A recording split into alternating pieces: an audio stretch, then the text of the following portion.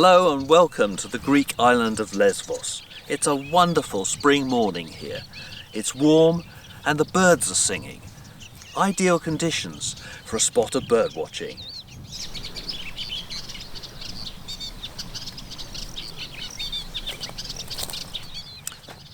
Now, I don't count myself as a birder, but I'm here with some friends who come every year for bird watching. So I thought I'd tag along and find out what it's all about.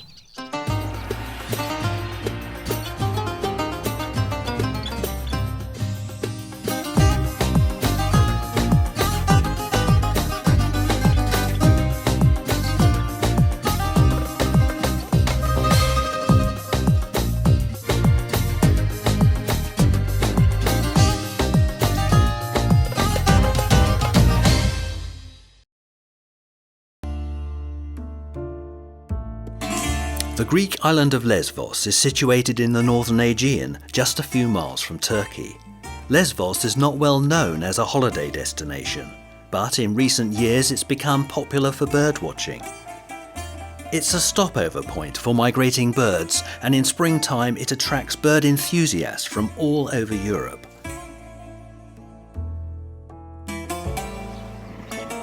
I've come to Scala Colonis, a traditional fishing village that's become the most popular base for visiting bird watchers. It reminds me very much of Greek villages I visited over 40 years ago, except that the plumbing is better now, and they have Wi-Fi in the tavernas.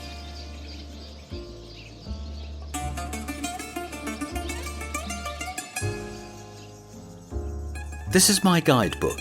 It tells you what species to look for and where to find them. There are 12 local birding sites I hope to visit.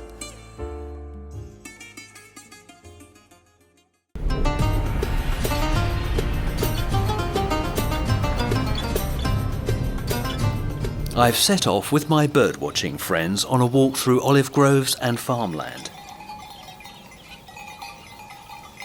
It was a nice walk, but there weren't many birds. So we went on to the next birding site, driving up into the hills and then walking to a high viewpoint. From here we could see birds in the distance, but of course it wasn't clear what they were. I think my friends enjoyed guessing the identity of distant birds, but I realised it wasn't for me, so I went off to explore the nearby coastline.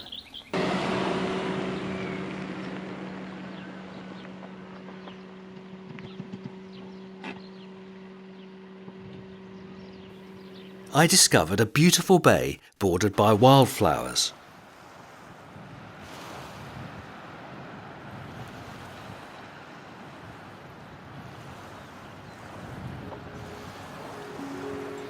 Amongst the wildflowers are thread lacewings.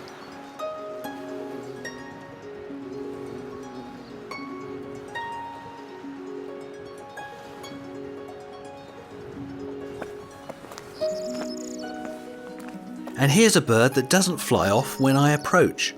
It's a corn bunting, a common bird here, but new to me, and it's always nice when a bird poses for the camera.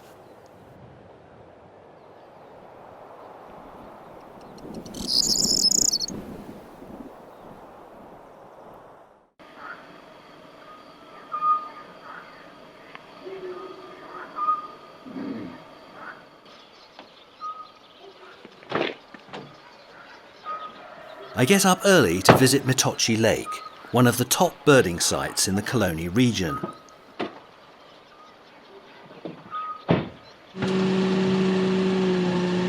It's 5:30 a.m. That's 3:30 a.m. London time, by the way.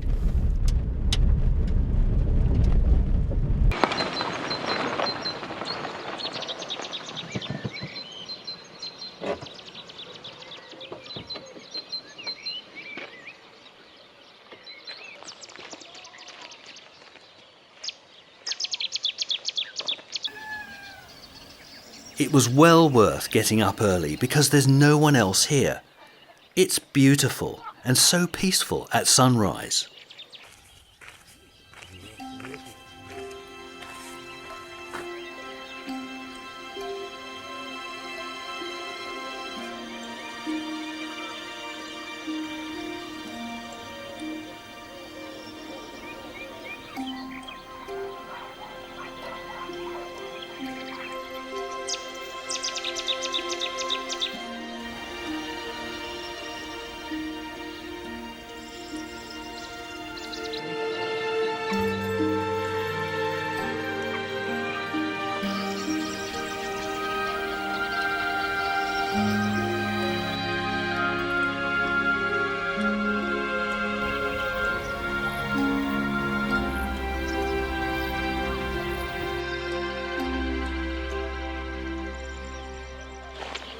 By 7 a.m, there is a steady stream of birders arriving, so I went home to catch up on my sleep.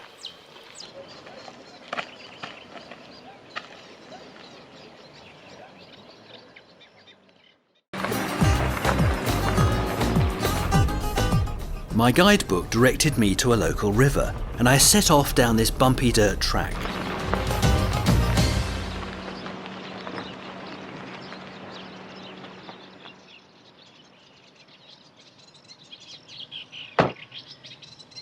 The river was buzzing with swallows and martins.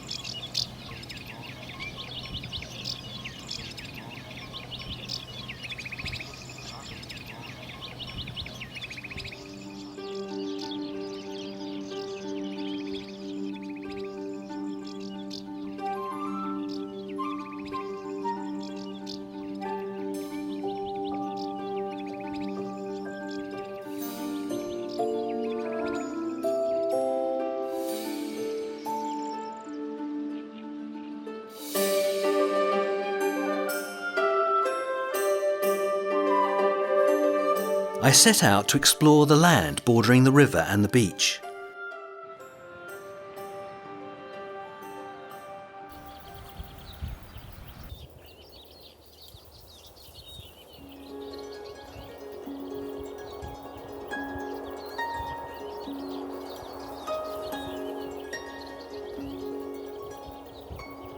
There were little brown birds running around everywhere, blending in with the landscape.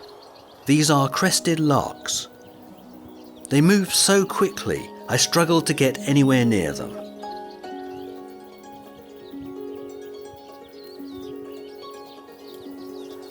The larks always seemed to be one step ahead of me, so I turned my attention to the trees and shrubs. I could hear birds, but they were well hidden, so I just set up my camera and waited. After several minutes, this little bird appeared. I'm told it's an olivaceous warbler, but it's very difficult to tell. They all look the same to me.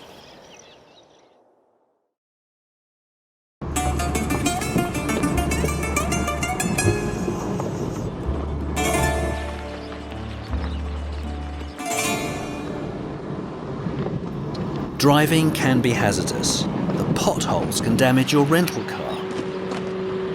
The road may be blocked by herds of sheep. And watch out for tortoises crossing the road.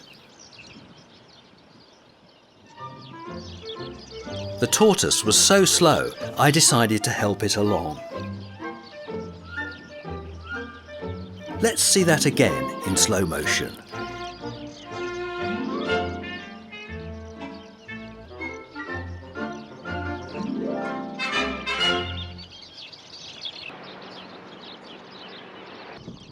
I drove along slowly, looking out for birds. More crested larks, but they are so infuriating.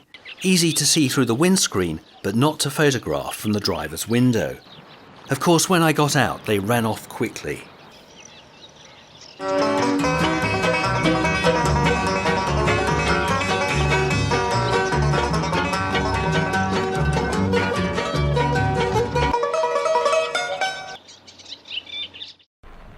I soon learnt that the best way to see birds is from the car.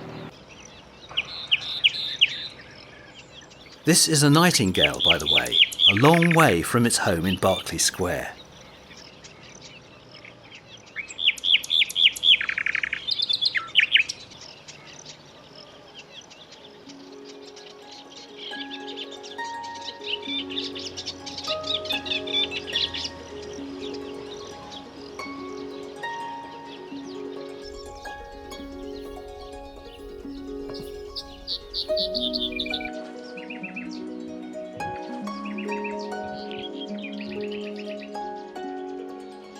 This is a bee-eater.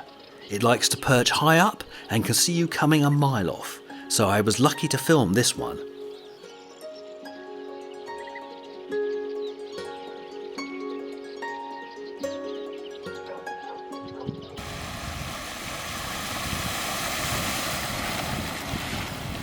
Look at the tent on the left bank. It's a birding hide which was often here in the morning. That's a really determined birder, who must have a strong bladder.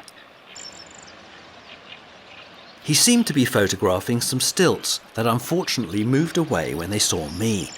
I imagined he cursed me for that. Still, it was a lovely spot, so I set up my camera to film birds at the water's edge.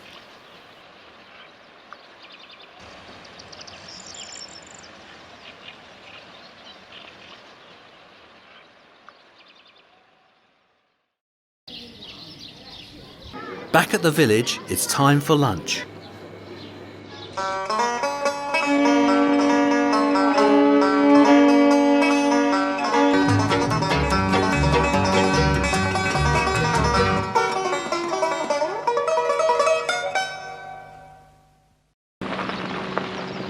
About 10 minutes drive from the river are the Colonial Pants, one of the most popular birding sites on the island.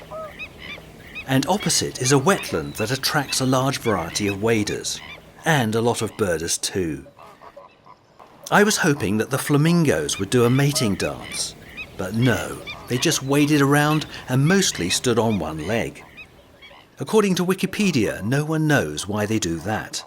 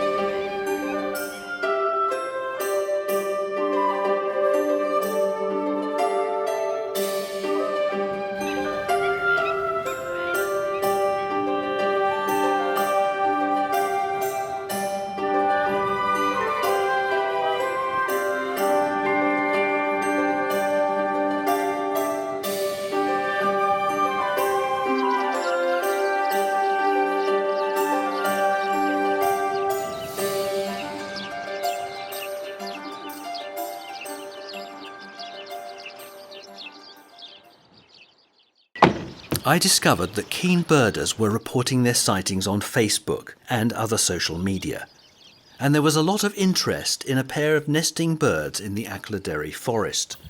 That's about 15 minutes drive south of Scala Colonis.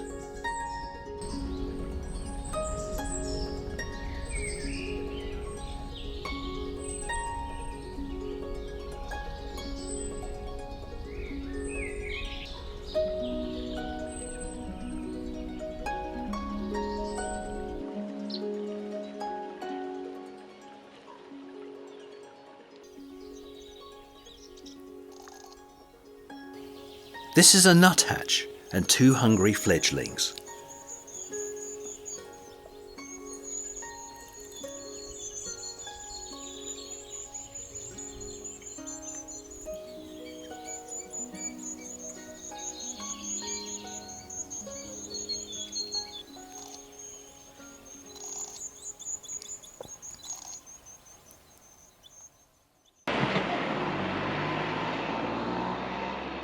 I did a few day trips to other parts of the island. The landscape is quite varied. Rocky deserts, mountains, plains, forests and lush green countryside. With the road to yourself, it's a joy to drive around. My guidebook recommends a trip to the northwest, stopping at Ipsalu Monastery. It's about an hour's drive through mountains and desert. Stopping at the monastery is almost essential, as it has the only toilet facilities for miles around. It's a hair-raising drive to the top, but the views are wonderful.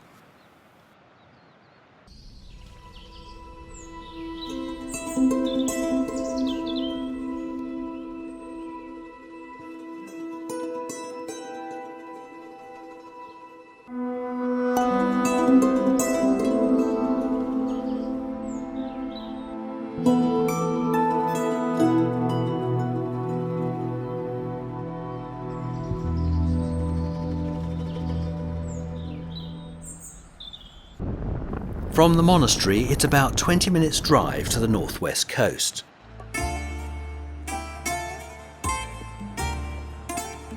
and then down a very rough road to another birding site. My car really isn't suitable for these roads. I should have got a 4x4.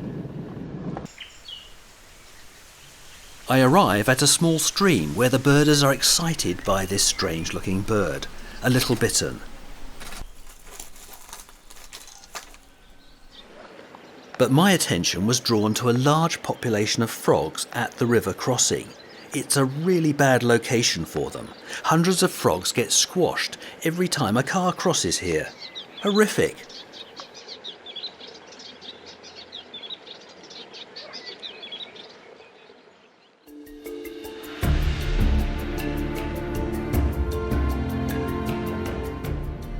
I did several more day trips and I've really enjoyed exploring the island and discovering its wildlife.